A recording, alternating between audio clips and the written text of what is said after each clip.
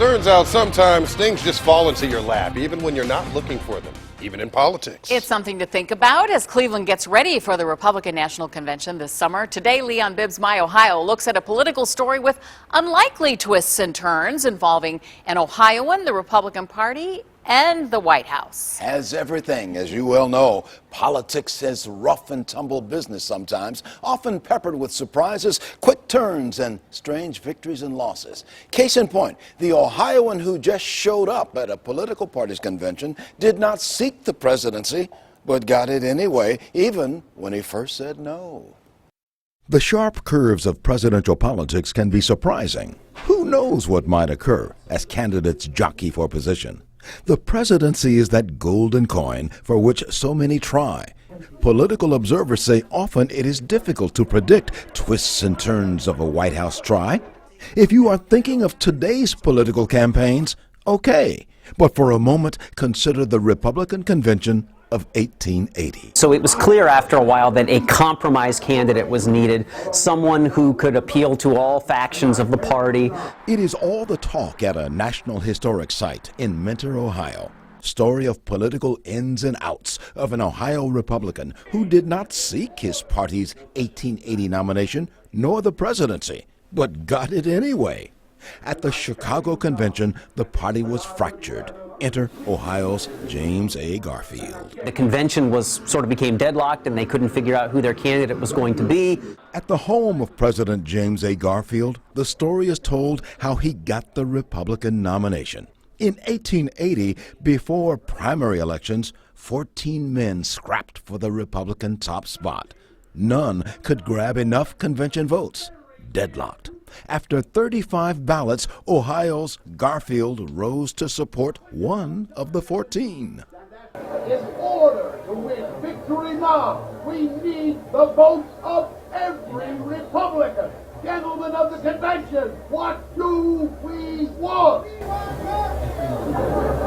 And ultimately turned to him as a compromise candidate nominated on the 36th ballot. 399 votes for General Garfield.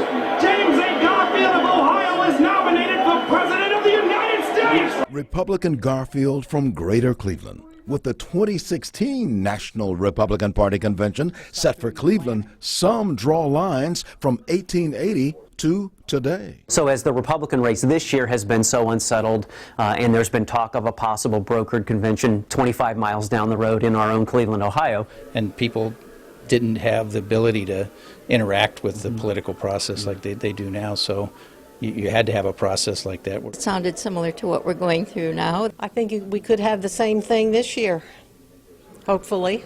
The Garfield Museum tells the Garfield life story. The house he lived in is there, offering tours. Had he stayed home and sidestepped the Chicago convention, the presidency would have eluded him.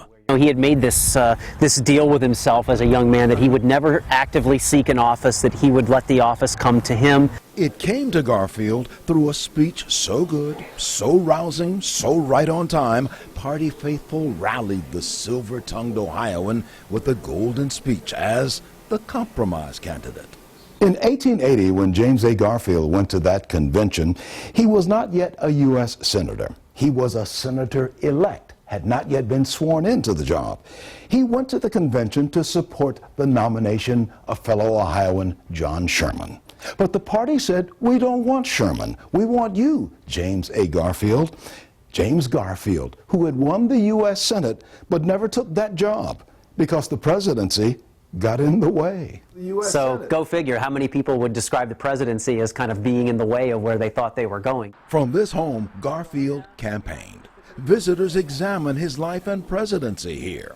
Before there were primary elections and candidates crisscrossing of the nation for votes and television interviews, presidential nominees stayed home. So the press knocked on nominee Garfield's door. My predecessors, the news media of 1880. That's exactly right. They would have been right where I'm standing. They were right here. They were walking around the grounds. So in my Ohio, I walked the Garfield grounds, following an old story, seeing if there is any tie of it to today. Story of an 1880 fractured Republican Party, so deadlocked in convention that when Garfield rose to support a friend's nomination, the party yelled, "No, no, not him! You, James Garfield of Ohio, you!" Well, that's politics. Had Garfield not gone to that Republican convention, he would not have been nominated and then elected president. Also, he would not have gone to that. Had he not gone, he would not have been assassinated a few months into his presidency.